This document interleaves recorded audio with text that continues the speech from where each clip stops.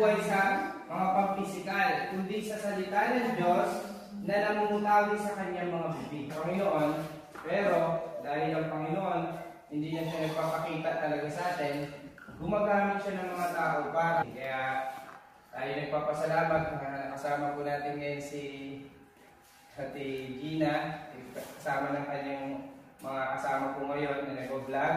At ang pangalan po ng kanila pong page, ano po pangalan? Team Ruel Lipat. Team Ruel Lipat. Okay, palakpakan po natin. Bad news.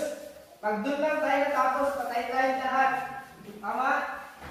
Ang hirap. Sabi nga gano'n, naghirap ka na sa lupa, ang daming problema, may tagutong, kung ano-ano mga kasing bagay. Tapos pag namatay ka, sa impyerno pa. Tama?